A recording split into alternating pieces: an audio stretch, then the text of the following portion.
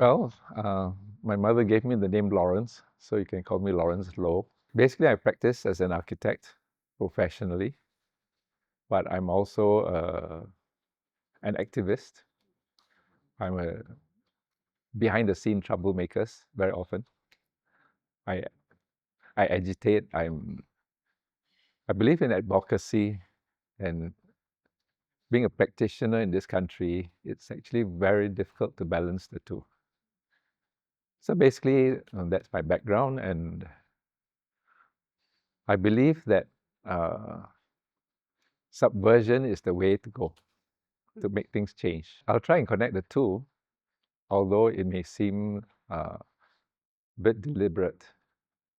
I wouldn't even think about it in that way. I in fact, I can't associate how I became what I am because of my childhood. Because the opposite was more evident. I was very quiet, well-behaved kid, uh, brought up by a very Victorian mother. So you can imagine, seen and not heard, that sort of attitude. So primarily, basically, that compelled me to become fairly independent. So maybe if that triggered off me being what you call an outlier, uh, possibly. Right? No, I've always found that conforming in this country, even from a very young age, especially when you're being educated in Malaysia, um, it's a very very painful exercise. Right? One is taught to be automatically to be independent, original, think about solutions as they are, not look at pat answers. But the opposite happens in school. So I think that was really the main factor. Also, the rules at home. You can't do this, you can't do that. You have to mix with certain people, then the normal lah. When I use the word Victorian, there are a lot of connotations to it. Well, I went to St. Xavier's branch school. Then I came to St. Xavier's Institution, which is across the road. And more or less, I finished up to middle of Form 5. Then when I was given a chance to break free, I took it. So I think what happened is that my sister, she went away at the age of 14. She followed her friends to a small little Scottish town called Ayrshire. And for some reason, she did very well. She was actually more rebellious. I mean, uh, she had an Elvis Presley hairstyle. She carried a comb in her back pocket. She threw me off my male bike and took over it and gave me a female bike. So maybe I learned from her, I don't know. And I was actually finding the environment in Penang very stifling in school. So when my dad said, if school in Scotland can do such wonders for her, I'm sure you'll do well. Would you like to go? I said yes. Without hesitation, send me away. And I think that was the defining moment in actually saying why, I chose to go. School was always very straitjacketed. And so every incident that I recall was always ended up in being censured for not following rules. And it didn't make sense to me. I was sent to Fettes College in Edinburgh, same school that very famous people went to. The most famous was James Bond. So you reached James Bond went to Fettes College, right? And also very famous or non-infamous prime ministers of Great Britain also went to that school. I was sent to Edinburgh, Fettes College in Edinburgh. Uh, it was a very famous Scottish school, public school, and its claim to fame was actually the fact that James Bond, the character, went to that school. No, I think one of the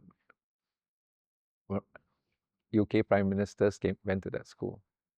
Well, I think it's it's quite strange because, first of all, they've never had an Asian in that school. So I was the first Asian student.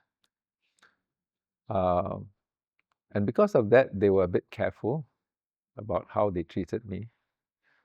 And so I had unspoken privileges, which I never knew about, which resulted in me being made a school prefect. And I'm not prefect material. So it's just prejudice for, not against, right? And so it's quite an interesting 2 years. Like, it was only doing sixth form. But that experience really made me realize that life is not about passing exams. And what helped me in that breakaway from Penang was that I actually avoided doing Form 5. I would have failed. Because 2 years after LCE, I did nothing but play. I didn't really study. So that was the other reason why I tried to escape. And so I said, okay, but I don't have any O levels. How do I do my A levels? Said, no, you take your O levels while you're doing A levels. So that was another plus, right? Then I said, okay, I'll do 3 in winter and then 3 in summer. And that's all 6, right? So I remember the results came back. Where I thought I should have got an A, I got a C. And where I did well was in religious study, because going to St. Xavier's, they make you memorize from front to back the Gospel according to St. Luke. So I could just take the exam. And I was really disappointed that I got a C in English, right? So I went to see the housemaster. I said, can I take that exam again? He said, nobody does things like that. Why not? You only need 5 O levels to get to A levels. That's all. It's not important. I said, oh, so good one. So that already downgraded my idea of taking exams. Fine lah. So when summer came, I did another 3, and that's it. He says nobody cares about your O levels. So then you think about, here, we make such a big fuss about, Form 5 lah, SC and things like that. So that was really a learning curve, which worked for the better lah. Well, I never wanted to be an architect. I think one of the questions was that, what influenced me? Actually, that's why I say the whole learning curve started to happen. So what do you do, And my closest childhood friend, Dr. Ken Young, I'm sure you know him, said to me, I'm going to the Architectural Association. Why don't you do architecture? I said, give me 3 good reasons why. Say, 1, there are no exams. Okay. 2, they're not looking for conventional people. And 3, in fact, there are 4 answers he gave me. We have live drawing classes. Okay. It's something you always see in magazines and read about, and you never do it. But all the famous artists, right? Paint nudes. Okay, I'm going. But the best part is that at the end of the year, we have what we call carnival. Very much like the Brazilian carnival. So it's a mad party for 2 whole nights. And anything goes. Okay. I'll leave the rest to your imagination. So I said, okay, I'm going. And that's it. Not that I wanted to do architecture, that it really broke all the rules, especially no exams, right? So I had to sit a aptitude test. So they sent me this exam paper. And so Ken said to me, just be as crazy as possible in all your answers, and you'll get in. So they sent the paper up. I sat through, and every question that he asked, I gave them an answer they didn't expect. So that created also this whole sense of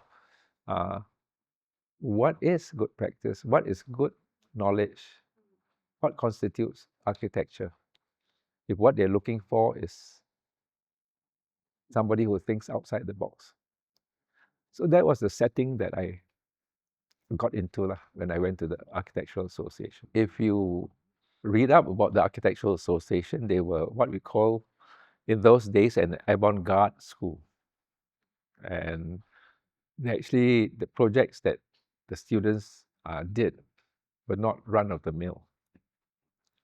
And we really had to think of how to solve problems. So the incident is quite clear is that where the Architectural Association in Bedford Square, in centre of London, Tottenham Court Road, the nearest architectural school was the Bartlett University College. So there was this sort of rivalry. So I remember one day we went over to the Bartlett and we looked at their crits. They have jewelries, and the students would put up their projects onto the wall and they would be describing it. So we sat in. And then they had been asked to design black dark rooms to develop film that were portable and demountable to be used in a war zone and things like that. So you think about the 60s and 70s, Vietnam and everything, it was quite relevant. Then one of the students stood up and said, "Have you all not heard of the Polaroid camera?" And then we quickly walked out because everybody turned and was going to beat us up. So that is actually what you call the lateral thinking that I was exposed to. And so that has pervaded all my life. But certainly, to answer your question, heritage or conservation never featured in my head at all. Because if you think about it, we were looking for new ideas. No, I think I've always had very good memories of Penang. I mean, and you think of all the positive parts about Penang in the 50s and 60s was that I call it the 5-minute drive. You can go anywhere. The pace, it had its own pace which you couldn't force, good and bad. You couldn't go faster even if you wanted. You wanted to finish a project faster, you cannot. It follows a certain pace. And you look at reflecting back, what made me think about it was that I asked the question, what makes Penang Penang? Then you start to list it. And it's all the things that now have been slowly eroded and gone away, right? The very calm, low rise, the trees, the green, very well preserved spaces, quite well regulated, but understated because it's British, very understated. But you knew that it was safe. So basic things about life, right? Today is the opposite. So because of that, when I was introduced into a group of 10 people set up in the mid-80s to talk about conserving Penang, I didn't know what it was about. But we spoke. And a very nice gentleman called Gorban Lee, Dr. Gorban Lee, who was a lecturer at USM, convened it. He just called me, he called other architects, planners. He brought in a gentleman called, let me get his name, but he brought in other experts and we just spoke about how do you conserve Penang. And we met once a month for 2 years. And that became, in fact, more frustrating than ever. Because there was an issue. There was a way of doing it that became clear. That means to conserve. But there's no policy. There's no law. There are no plans. But it gelled with what I wanted to do for Penang, right? And I don't think I was looking at it from a privileged position, but maybe with a more privileged mindset that there's so much value here. if only we could maintain it and conserve it for future generations, except that I didn't know the words future generation. I can't even conserve it for myself, you know. But it was just the spark lah. So then I got involved in state bodies like the Penang State Museum, the State Art Gallery. I was put on the State Heritage Committee. And so it started to, the consciousness started to grow.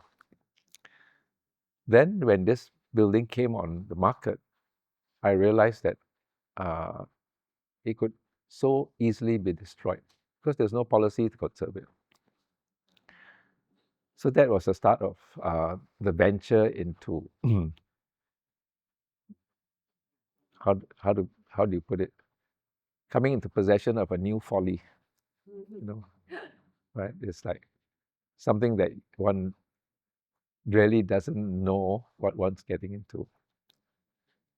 And there's a complete story about the acquisition, etc. lah. Well, it's my first true conservation restoration job. And the irony is that I knew nothing about how to conserve a building. And so if I can do it, anybody in the world can do it, right? Well, all I did was go back to what I learned at the Architectural Association. And that was how to think on your feet. And I always use the term in a derogatory fashion, is that we learn how to be con men. That means we are able to sell an idea without knowing anything about that idea. But what we are taught to do is to gather information from almost every facet of life, put it all together, and the lessons that are contained in those, the books, the things that are in archives, the things that you learn from people, when you put it together, it is already a methodology, right? And so I just prevailed on my ability to con myself into doing something. Okay, so this is actually another whole realm. I was driving past this building 2 years before the acquisition, 2 or 3 years before. I know exactly the moment the car I was driving. It was a Ford Telstar PBA 3303, metallic brown, the first in Malaysia. I was driving past, and then I stopped the car. I turned, looked at the building, and that time you must imagine it was in ruins, dilapidated, looking very sad. And then I said, shit, this building is going to take my life. And I said, no way lah. Then I drove off.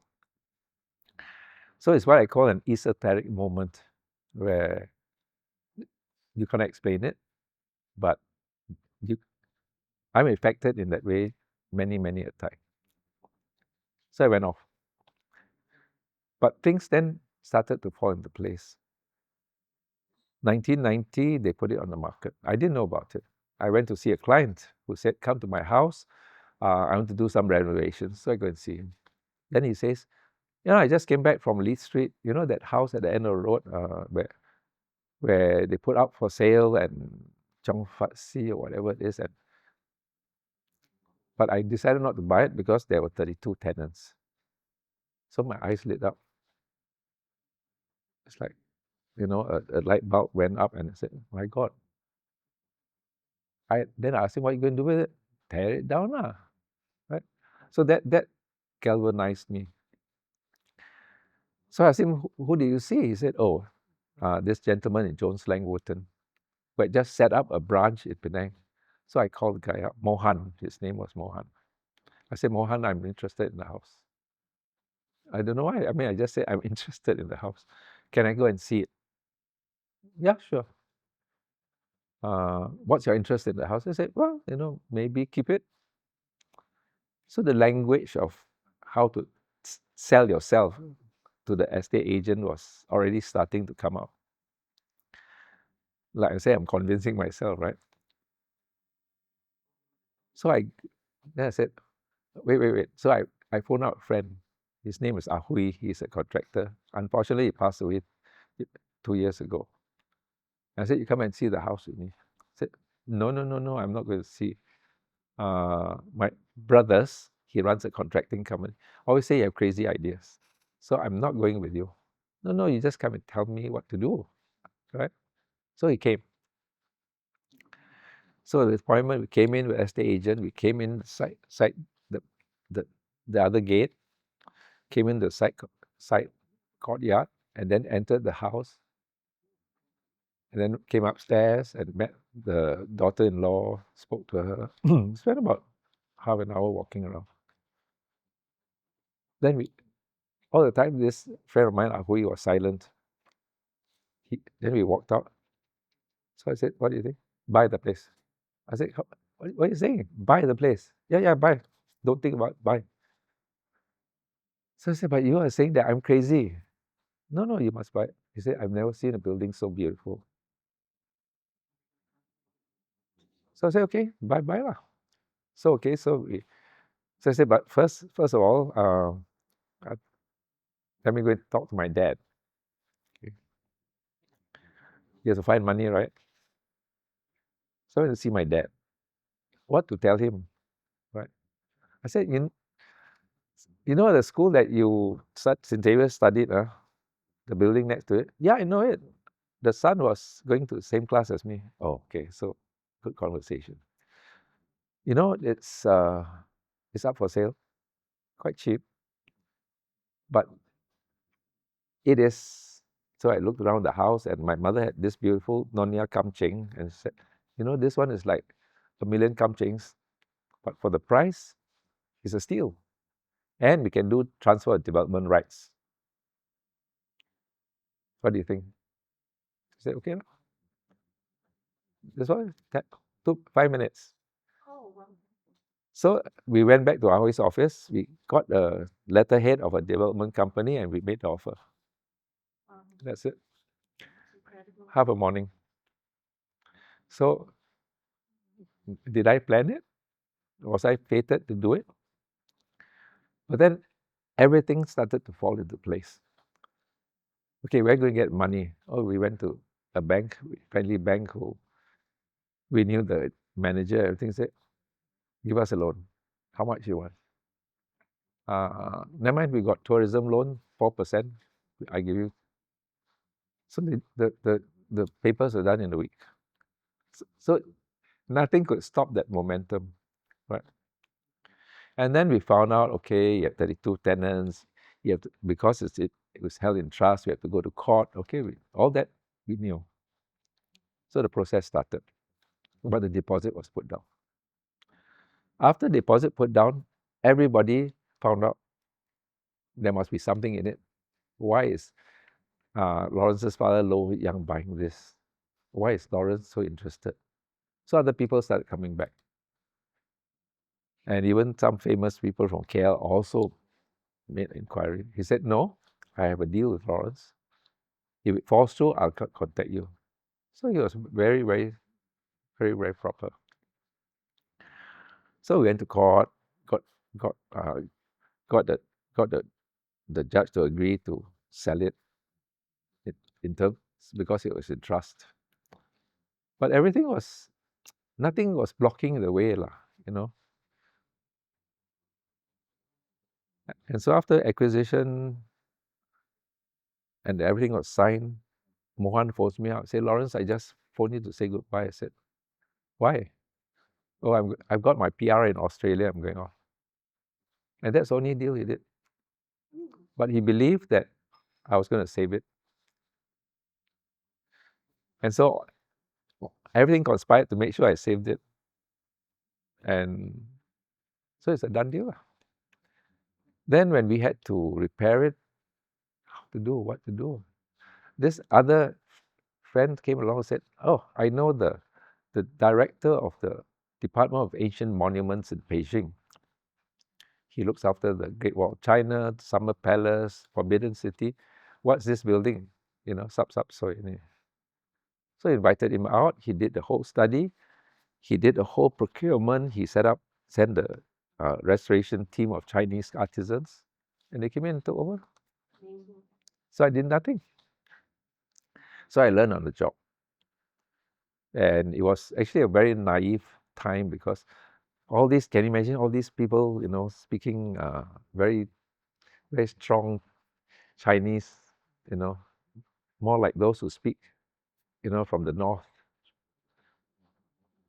I didn't know head or tail. I don't speak Mandarin. So, but I have no drawings. I have no drawings of details. How you all going to do it? Say, oh, we know. We do so many of this. You know exactly what color it is, what these tiles are.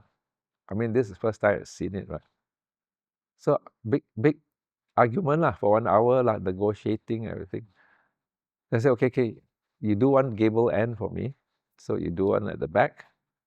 If I'm convinced, after I did that, I said, my God, you just take over the whole lot. I don't know how to teach you. You teach me. So for 3 or 4 years, I just learned on the job. No, I mean, nobody called it a blue mansion. They didn't even have a name for the house. As we developed it. So everything, as I said, the whole experience is so esoteric. Even up to today, things still happen that I can't explain. I think the man spoke to me. He said, Cheong Fatt Tze spoke to me. He said, I'm finding a sucker to do it. Suffolk House was another building. The route of getting into that project slightly different. But Suffolk House started with the Penang Heritage Trust trying to save it. Prior to that, there was always a conversation about Suffolk House and things like that. And then there were paintings in the museum which shows you Suffolk House. So, I mean, there was this myth about Suffolk House. Then, Penang Heritage Trust started to inquire about how are we going to go about saving it. And at that time, they were actually awaiting the transfer of land. 50, 60 years ago, the then president of the city council decided that the building ought to be saved. So they agreed to exchange the land with the Methodist Church for land that was fronting Jalan Air Hitam. They had widened the road and acquired some land. So they were going to exchange land. That exchange took 44 years to come about. Meantime, Penang Heritage Trust was lobbying the government, right? And that time, Datuk Kee Pek Chin was in charge. So she was very passionate about heritage then. By then it was about the end of the 80s, going to the 90s. And I acquired this in 1990. So you can see so 10 years later, year 2000, she said Datuk Kee Pek Chin said, the exchange has happened. Can you restore Suffolk House? Earlier, the state had asked JKR whether the building can be saved. They said, no, it's all ruins, it's just bricks. So I happily wrote a letter on behalf of Penang Heritage Trust to say, I guarantee you can be rebuilt. So when the state got the project, they say, Laurence, you're going to do it. So I stepped in it, not knowing how to do it. It's more scary than this building. That was in ruins. And the building that I remembered had a pitch roof, where Suffolk House and the paintings had a flat roof. So I had to go through all that exercise. So again, it's another moment where I had nothing to do with it. I had no desire to go and get involved in it. I just, as a favor to Penang Heritage Trust, wrote this letter to say that it can be done. So they turned to me. They said, well, you can do Cheong Fatt Tze, you can do this. So it was, it's really If I had not done Cheong Fatt Tze, I would have never been able to recreate the version of Suffolk House today. I needed this building and the lessons from this building in order to do that building properly. I mean, if you look at what I've been narrating to you, it has nothing to do with passion. It's nothing to do with the fact that I have to save buildings, but that I have to save Penang's treasures.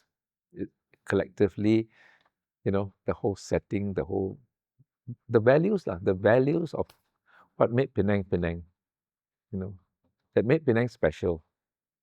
I mean, even today, you say Penang people are a bit different on, wherever they go in the world, they always talk about Penang. But if you start to understand it, it's the air about the island. It's the separation, it's the independence, it's the fact that it became a very British enclave of Chinese Nonya Babas, but being very English. So very separatist in that sense, but also independent, right? So all of that was what I valued more than anything else. But I'm giving you a definition which never existed in my head at that time. So that love of the place continues through the times. But after I finished Cheong Fatt Tze, I was faced with a dilemma. Do you declare and put it out there in public that you are actually saving a building for heritage? Or do you still pretend that, you're an architect, you're prepared to knock down an old building to put up a new building anytime? But as momentum built up, actually the choice was made for me. When the Hakka Association, Global Association, knew that about this building being preserved, they invited me to Singapore, I think in the 2001, 2002, to talk about the building.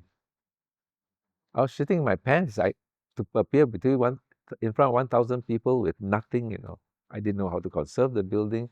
I didn't know how to talk about the building, but I had to bluff my way through. Then then it started to come back again and again. Can I come and see the house? People from outside, not knowing me, phones out, say, can I come and see the house? So there was some sort of underlying interest which kept coming back, right? So then I said, okay lah. I mean, I have to come out of the closet and say I support preservation of heritage in Penang. I mean, it was a difficult decision to make because at that age, I was just coming into my own right as an architect. And then already changed stream and said, look, I'm also for preservation. And I started to lose jobs because of that. But at some time in one's life, one has to be clear about what are you doing, and what is it all about, and what are the ingredients that you have to bring into the mix in order to deliver what you believe in. Well, you want something new, and it doesn't mean destroying the old, then I do it, right? But if it's something that has so much value, and you weigh it, right?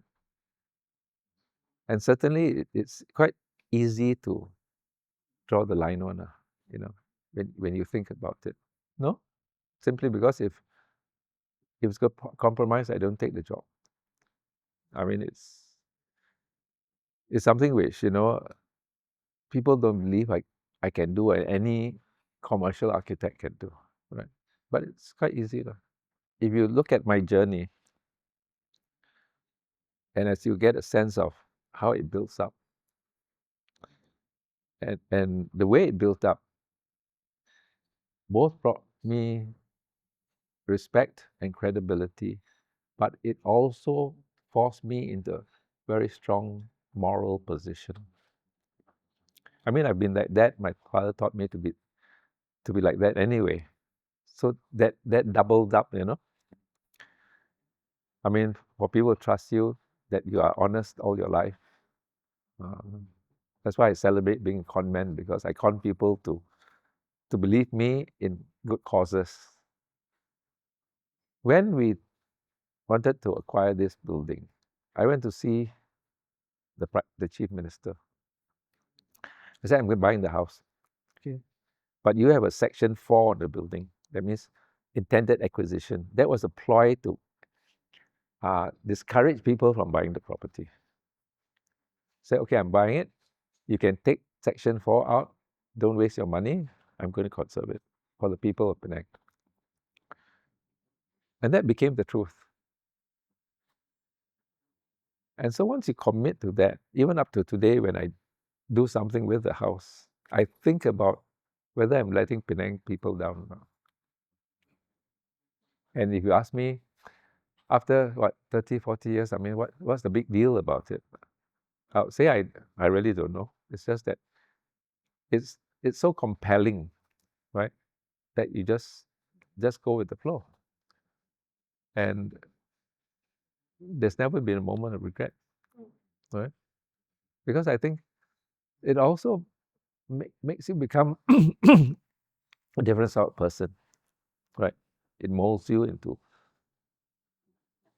maybe thinking about everything through the lens of, as I said, going back to the origin of the ideas, the value of what we have. You could say it that way, but Age called me the heritage crusader, and I said, I'll show you my sword. I haven't been called that. I haven't been called that yet. I think it's a. I can't tell you. I can't give you a truthful answer. If you put together a whole lifetime, there are moments and there are moments, but the moments that touch you only for that time. And sometimes you recall, yeah, okay, that was a nice moment. But because life is so ephemeral, I mean, in my mind at least, I've always treated that way. Although it's very solid, grounded, family, the whole thing, but there's always this esoteric layer which nobody can get into my head to understand what I mean by an esoteric moment. And you said if those are moments that I enjoy, they are, but it's very fleeting, right? And they go away, but I recall. There are many moments, and that is, I think that is the truth. And the search is always for that unseen hand to create another moment of maybe delight, maybe pain, maybe commitment, maybe having to go where we have not gone before. And it's not easy. Very often it's frightening, it's painful. You have to agonize about, why do I have to do this? Or why do I want to do this? Why do I want to step into that whole messy part again? What is it you want to experience? What moment are you talking about? You know? So if you are a footballer and you score this fantastic goal, it replays months in your head, but you don't know how you did it. And you cannot do it again. It's like it's a question that doesn't deserve a definitive answer because there are so many, And maybe these are the things that keep me going. Then when I'm down, when I'm depressed, when I'm off center, maybe it just comes out somewhere and says, just get up and go lah. Thousands of regrets. Every year in my life I have a regret. Mainly I think it's with not being a good person per se with people. You sometimes you're selfish. Sometimes you think, I should have done this. Why didn't I think a bit more? why at the moment that I had to be a bit more accurate about thinking of what to do, I was totally distracted, and say, okay, I'll come back to it. To do with friendships, with people, with relationships. I mean, it litters our whole life, lah, right? All those sort of regrets. But are they regrets or are they lessons? Most probably both. But as you grow older, you say, yeah, you can't keep going back, lah, right? But if you think about as you're growing up, as you reach maturity, every single incident troubles you, right? So but I think I do not regret having my life. I think that's the most important thing. But the defining question always is, so what use is your life? Okay. In the last 10, 15 years, people say, write a book. You have so many stories to tell. You have so many experiences. Right? Every time I start, after a while, I give up. Because meaning to whom? People don't read books, but okay for posterity. What the hell for? Right? I mean, it's like they say that yesterday's news is yesterday's news. You just throw the newspaper away. So it's actually trying to distill everything into a singular entity and saying, okay, this is my life. Very much like what you're trying to do. But is it? At this stage of my life, I have so many skill sets which nobody else has. I can dig it up. I can solve problems. I can give an answer in an instant which will take you 10 years to think about. And I've never thought about that idea until that moment, or thought about the answer until that moment. So how useful am I? And I suppose that is more the searching question that recurs in my head nowadays. When I'm solving a problem, I'm useful for you at that point in time. And I can give you an answer, meaningful answer, which is actually has impact, which you don't realize, which I don't realize, but I know that if it's original thought, it will produce an impact and results. I don't know, actually. I mean, that's coming from your mouth, and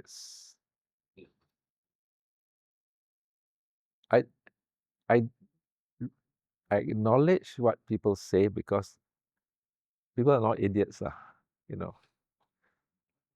But they have their own point of view, and the lens at which they look at it is to do with their environment, their mindset, their values. But I've also been taught that, modesty is always the best policy. I always remember my grandmother had this little glass piece, which was a weight on the table, which says, "Speak little, speak well." And already I'm passing an hour of speaking. So I'd rather not speak. For a greater part of my life, I actually didn't want to talk unless I could talk well. And I don't think that's easily acquired, right? So I never put much weight on what other people describe me. Maybe that's false modesty, maybe, but it's a trait that I've been told to get rid of. Oh, really? Yeah. I remember this gentleman who could see. Okay. So one day he came to my house, my parents' house, because we had some spiritual problems or energy problems. He said, you know what's wrong with you?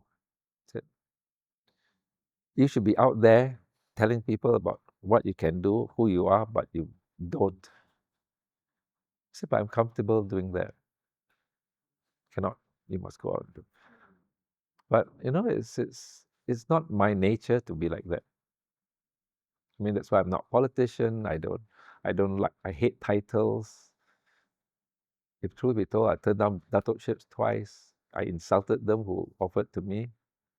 I said, anything that makes them feel bad about taking a title is what I say. Right? You take throw into a crowd and you hit a dozen datos. You know, but it's, I'm only using it as an anecdote and as a joke. But I think if you see that there's something, you sense that something greater than yourself, then I think if I feel that I can push my way to that position. But if I think that I am the end game, then there's nothing left. You know what I mean? So it's all very esoteric, it's all very mumbo jumbo. You know, people say you're just rambling on. But it's how to understand the Tao, how to be very zen in the way you think. And it's not the religion or the belief, but the approach to life, you know. The only thing I can say is that you may have the fear the first time you do it, right? But once you overcome the first time you do it, the second time becomes easier. And then when you find that nobody takes a gun out and shoot you, what do you fear? Very much like they say, you know, sticks and stones may break your bones, but words can never hurt you. It's that sort of, you know, sort of thing that one picks up early on in life. These sayings that these brilliant people put together to convince you to do things that you don't want to do, right? But I always say that it's the first time that is the challenge. And once you get and you try lah, okay. If something really sets you back, then your fear is justified. And I've always found that you just have to get into the right frame of mind to do it, you know. In fact, I tell you a nice story, which is I have a very good friend. Our relationships, you would say, very unique and strange. How so? Every time he thinks of me, I call him on the phone. It's happened a million times until he tells his wife, see again. It happens and happens and happens over the years until there's no explanation. So there's some sort of connection. He's the opposite of me. Very outward, very, very forceful in the way he presents himself, arrogant to the public. So one Chinese New Year, we were walking on Beach Street. And then there's this guy drunk going around breaking everybody's windscreen wiper. Right?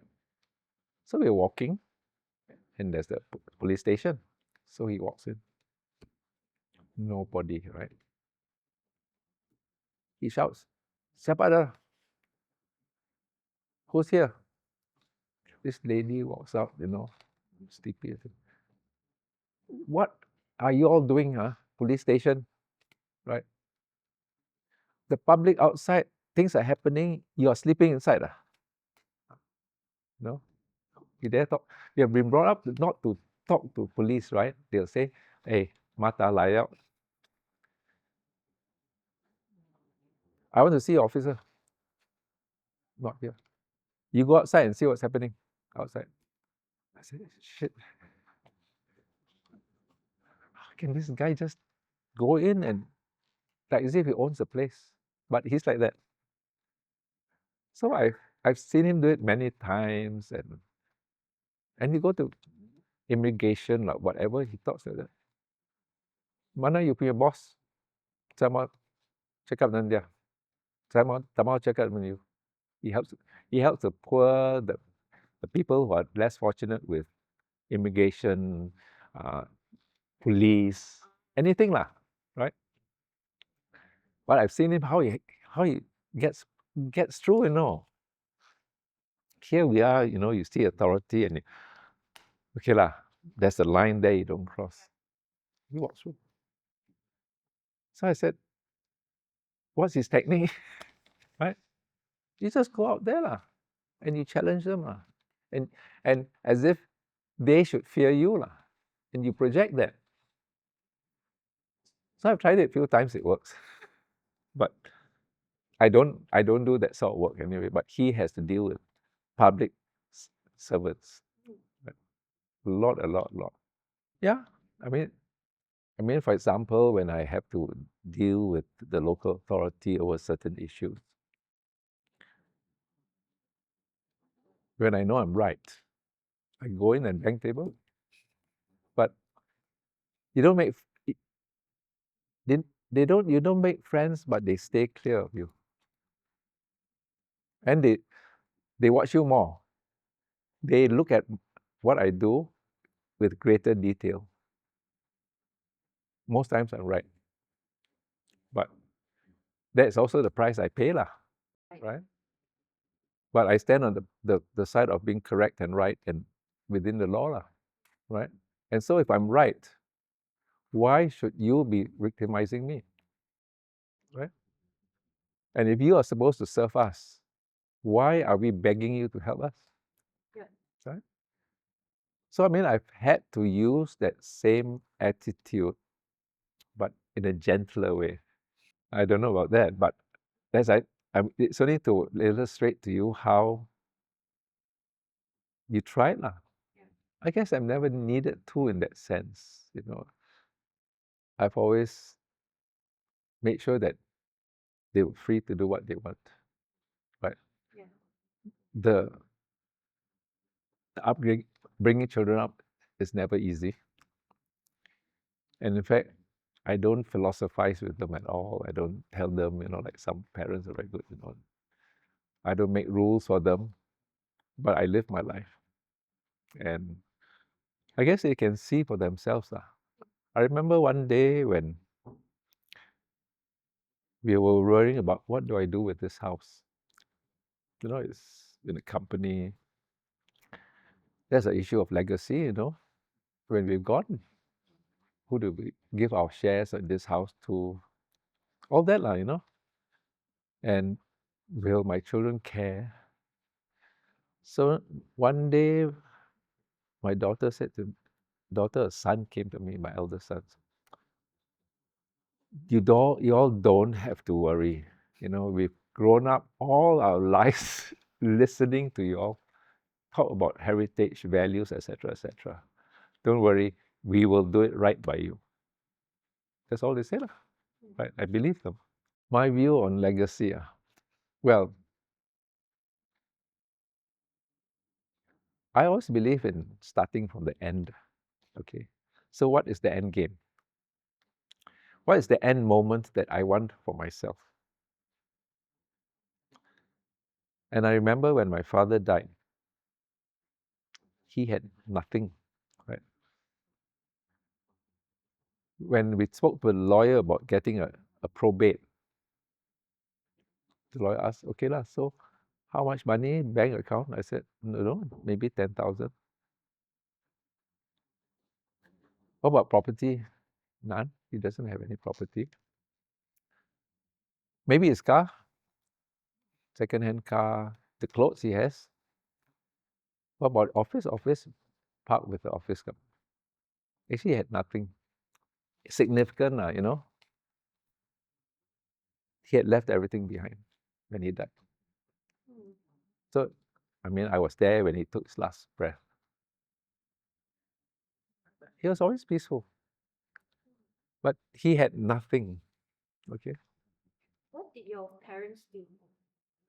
Oh, my father, you know, was a businessman. He had rubber estates. He was in business. He did different sort of ventures. My mother was basically a housewife. And so he was a wealthy man for his time. Never had to really, figure out where the next cent is coming from.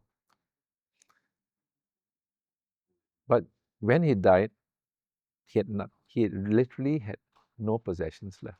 Yeah, why do you encumber the next generation with all these problems, right? Then I admired it. I said, my God, what a way to go. But he had the time to do it, okay? He had the time to do it. He died in 93. So I said, okay, then what's my gift to the world at that moment before you die? Okay, one is, okay, I have everything settled. Nobody has to bother with my affairs because it's all done, okay? That would be part of the idea about legacy, but it's not so much legacy as no encumbrances, right? So I thought that because I do a bit of Qigong, and sometimes when I think of healing, I think about how I transfer my energy to you, okay? Or to whoever I'm trying to heal, in what amateurish way I'm trying to do it. I said, okay, my legacy will be that with my last breath, I'll transfer my chi to somebody else who needs it. I don't think it's going to happen. Oh, I think it will. No. You can't choose. You can't choose exactly that moment. Well, Shen, the eldest, is running the place. So, got handed over. So I'm lucky in that sense. We are lucky in that sense. We don't have to worry about the succession planning in this place. Then he looks at how to make it more secure, how to rationalize holdings, things like that, so that he can move on and make it something that has the weight to go forwards in terms of its business viability, etc., etc. Something which I used to do, but now I don't have to do. But I think together on this journey, after the conservation was done, that there are softer parts which she was called upon to handle. Again, it's not something that one discusses. One makes one's own choices. But in fact, she was spent more time being in sort of advocating for protection of heritage long before I declared my position. She was already, a member of Penang Heritage Trust. I did the opposite. I say I don't like organizations. I don't like associations. I don't want to be part of any of these things. Just leave me alone to do what I can do best. So then we found that people started wanting to come to see the place. So what to do? You organize a tour lah. So we started tours, actually to handle the problems that were happening, not to make money from it. But I can't keep coming down just because you want to do an interview. I come down, then tomorrow somebody else wants to do it. Then let's set out a system. So she organized the tours. So ultimately, when we needed to run the place, I said, okay, you handle the managers, etc., etc.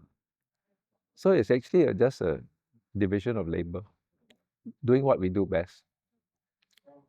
And so after the place was set up and we say, okay, what are we going to do? We decided that we will turn it into a bed and breakfast. So I started to manage it first. I set up the systems, and after that, sort of slowly she took over, and then she organized the tours, and then we had to formalize the tours. So she trained the guides, and so now she's active, but also now, taking moving to the sidelines, because I think that if you think about it, 1990 until now. It's been a long haul, right? And I keep saying to Cheong Fatt Tze, aren't you going to let me go? I mean, honestly, I talked to him. Enough is enough, lah. So I finish off, and I think, okay, that's done. Now I'm doing the annex where his servants' quarters are. So I said, not finished yet. After that, I'm finished, you know. And same for her, lah, you know. But so she has been more active in the, how do you call it, in the activation of the place for certain things, you know. And she took over the day-to-day running, dealing with the manager and things like that. Well, no, I think in terms of the practice, she has a role as the conservationist, the person who actually does the historical research, you know. But her role is more in that lah. No, like it's more the growing up in school, meeting in school, you know. And the friendship just continues over time. That it was those early days lah, you know. Never intended it to be that way because we are actually very independent. It's just that I guess we're in the same subject, the same place. This place has been a great part of our lives. She works in my firm because if somebody has all these skills, you don't go and hire somebody else, right? It's just a natural way that it happened, you know. There was never an intention. In fact, I've been quite careful about it. I think for husband and wife to work together is actually can be quite challenging, right? Different training. Okay. So as an architect, I'm very clear about who's boss.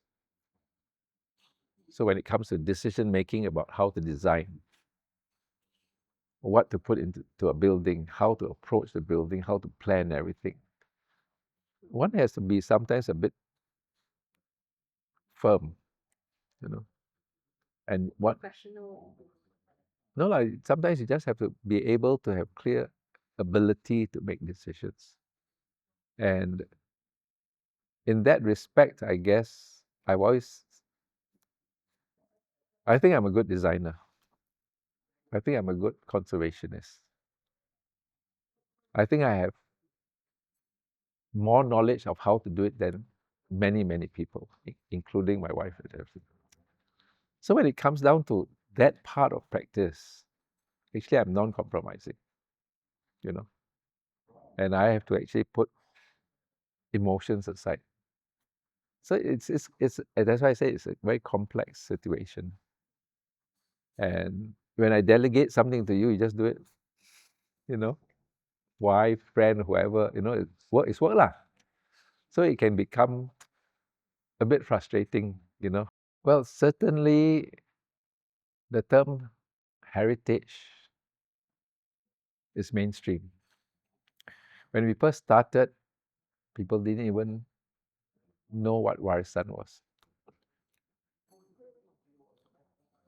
So for it to become part of parcel of the collective consciousness of the national consciousness, I think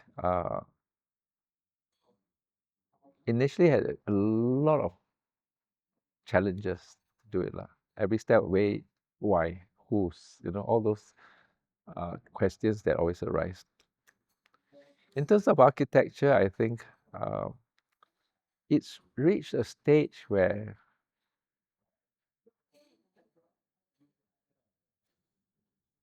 it's so globalized that to be original is very difficult.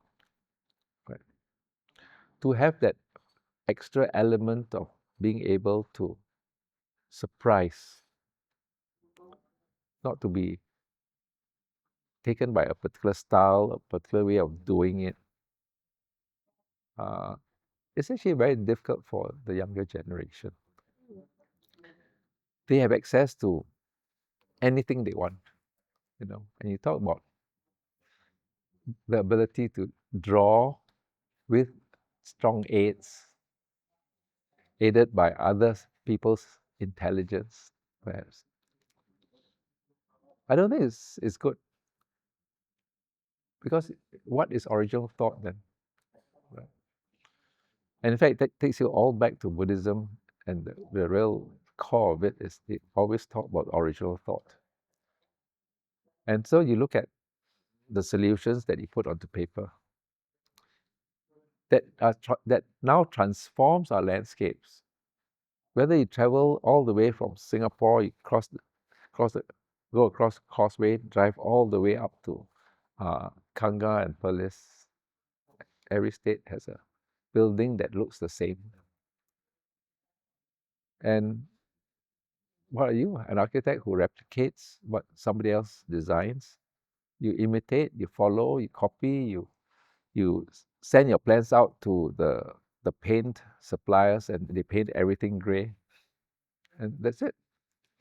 No, I think the early days where we had to struggle to be original and to create our own style, to create the Malaysian style, those are very heady days, challenging and sometimes very lonely. But on reflection, it made me a better architect than many architects today. I'm sure they say I'm being very arrogant. And even in the fact that the origins of conservation in Penang, the core of it, the core of the thinking, was part of what I grew up with and matured with, makes me the holder of it. So when you're a holder of idea, you don't have to think, right? You just go back to your past thoughts. You go back into your head, and you can say, yeah, okay, this is how I do it. So if you're asking me about architecture and conservation today, I think it's very difficult to make a difference. It's very difficult for the whole the whole the whole body of people, designers and conservationists and experts, to excel. Well, it's all about education and training, unfortunately, the basics. The way I was trained will always make me want to stand out, not because of wanting to be famous, but trying to get out of the morass of mediocrity. I mean, it's not easy, right? Because you have to keep reinventing yourself all the time. You have to do R&D every single day. And where are you going to get your ideas from? No, so it's like, so that's why I go back to those moments where I talk about an esoteric moment where it just comes. Those are good. Those who can be trained to be excellent will, and given a chance, can become excellent. I would like, actually, if you want to get into conservation, then you have to decide why conserve, or what is the basis and the whole essence of what you're trying to conserve. You have to ask that question. For me, the essence is about spirit of place. So if you want me to talk 10 hours about spirit of place and how to bring it into a building, I can talk you through it 10 hours. I would have to do that, right? But rarely do you come across another architect who says, Laurence, I know you know about spirit of place. Can you tell me how to create it in a building? Can you teach me how to bring it back? Nobody asked me that question. I've delivered a lecture a million times. But when they look at that phrase, they say, that's not for me lah, That sounds like religion, that sounds like nothing to do with the physical. if you come back to Cheong Fatt Tze, the reason why it keeps going on and it's very iconic, etc., etc., is because it has a spirit of place which I have made it my mission to keep going, right?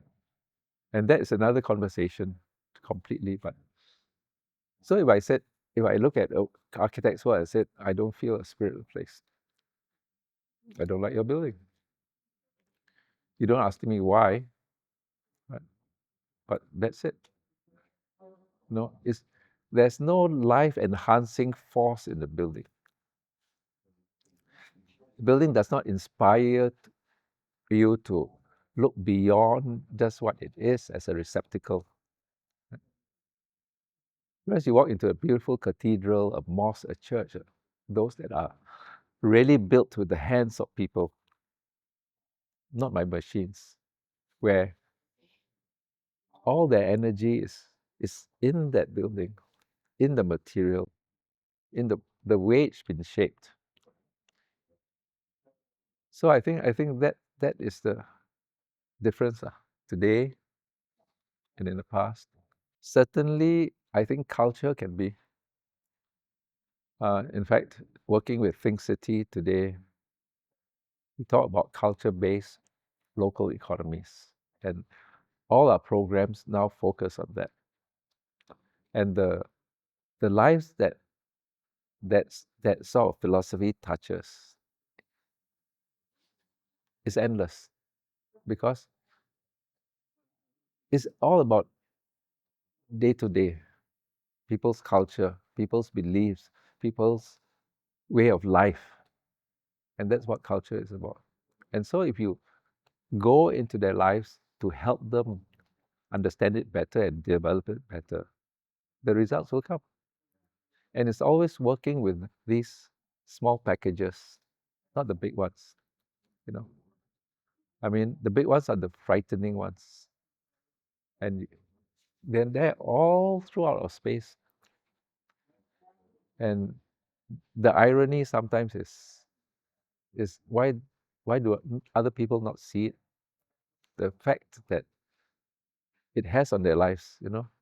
We talk about climate change, we talk about sustainability, uh, we talk about what's happening to us today, we look at the fires, the floods, and yet we are so happy to go on with our lives. We're not fighting for anything. And yet, at this point in time, we should be fighting for our survival more than any other moment in time. You know, and that is actually the thrust of my premise today, right? The moment that they thought would come has already come. The simple fact that 2000 and 2100, you know, if nothing happens, we will hit the 2 degrees rise, right? Last year already happened. And yet, okay, they say it happened in some other part of the world. But you look at the rest of the world, you know, the fires that devastate the whole of LA, you can't believe it. And you say, no, it's nothing to do with climate change. Staring you in the face and you're doing nothing. Exactly as when we fought for preservation of culture, it's staring you in the face the values that make you who you are, and you just kill it. Yeah. Right? The question that has never been asked to me, that maybe for the record I'll say it. When we were fighting for a World Heritage listing of Georgetown, and I spent a lot of time behind the scenes helping it happen. I don't want the kudos to say, no, he saved Georgetown. All that is rubbish, you know. But my motive was simple. One of our prime ministers was standing at the top of Comta, looking down on Georgetown. And he said to the chief minister then, all this can go lah. Just keep a few of the monuments, right? So this was reported to me, right? I said, shit. I'm going to fight even more, right? So my motive was to keep what was I was been trying to keep. So I fought very hard for World Heritage listing. All my friends turned against me because all my friends are developers. They are they are members of REDA, HDA, etc. Right? I've known them for 30, 40 years. One of my business partners he stood up in the meeting and he said, Laurence is doing this all for himself so that he can get jobs. My partner, no, but because he was putting on his developer's hat. So another friend reported, you know what your friend said? I said, okay, I understand. When you stand for heritage, right, you expect shit to be thrown at you. So if you are interested, you be ready, or else don't go into it. But nobody asked me the question, the real key question, why Georgetown, why Penang? I was saving it for the Chinese community, for my own roots, for who I am, and for all of you all. You all don't never think about it, you don't care about it. Every single shop house, every single Chinese business, every single temple, church, everything of what we built up, our ancestors built up, very much like what Cheong Fatt Tze Mansion is. None of you all are thinking in that way. Yeah. But my motive lah is that I'm not going to let you destroy. I mean, all the time lah, right? All the time. I mean, there's never a time where you don't have to think about it. But so, you know, when you are operating a company and there are other people there with you, people who have been with you 30, 40 years, you cannot just say, okay, this is my belief and don't make money also never mind. You know, Yeah. the obligation is very different. But so you weigh lah what you have to do. And sometimes there are boundaries which moral boundaries like, but you're an NGO, you know, you're fighting for environment, now you're building, you know, all the things, but you have to try and separate it out. But I think in the balance, and I leave other people to judge, has there been a greater density in what has been preserved or achieved or contained for the time being? And I always call conservation as buying time for segments of society to change, you know, in a very organized fashion. But you have to buy time, and that's all we're trying to do. Or, you know, do you not care about it? So the causes I've fought for are things that are in the space now, you know, we are against the LRT, against reclamation, etc., etc. And we know that all the money is not justifying that expenditure. Yeah, I mean, it's all of that, right? Which politics and big money always win this environment. Right? No, I think in your lifetime we do what you're capable of doing, right? You don't count how much you've done because you're just one small spot in the world, right? But you just drive what you believe in. You drive towards what you believe in. You must have a very clear intention of where you're going. And if you think you can achieve the results, you go ahead and do it. Well, I guess if you're asking that, then a lot of people knew before, but in the last 10 years, everybody's forgotten. And another 10 years, I'll be in my grave, so it doesn't matter, you know. And that is what time is all about.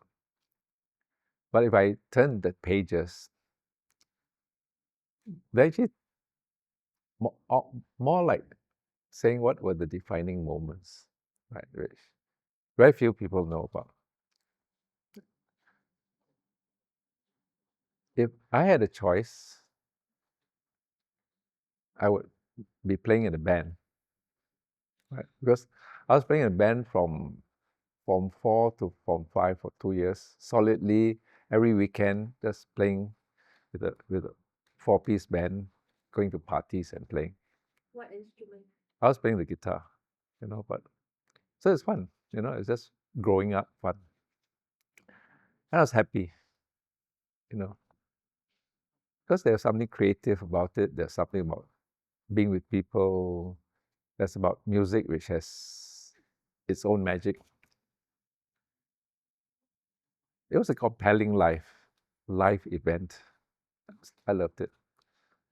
I was a very good sports person, so I played soccer, I played basketball. I was the top athlete in my school for 2 years. I was winning all the events I took part in at my age group at school level. And so it was great, right? But then the decision had to come to move. And the sad part is that Malaysia didn't offer the right background to develop in those fields, Yes. whether in music, in arts, or in sports. So it actually made no sense to spend the next 3-4 years of my life trying to excel when there's no facilities whatsoever. So actually, that was the heartbreaking decision, to stay and to excel in sports and games and in music and develop that lifestyle, or to go away. Other things didn't matter, it's just already having set the records here. Things which other children or growing up never had a chance to do or feel. Playing games where it taught you to be totally reliant on yourself to be excellent and not be privileged. But in soccer, I was playing for the school team, right? Then I went overseas, came back. Then I took over the football section in the Chinese Recreation Club as the chairman. And I ran it for 33 years. And so in terms of development, maybe 6-7 generations of players I saw through. I got involved with the state government in terms of the Penang Football Association. And they got me in to help run the professional team.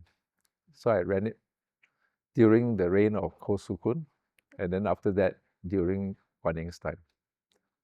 So that was really going into professionalism, an era which I already had a position paper written 10 years earlier.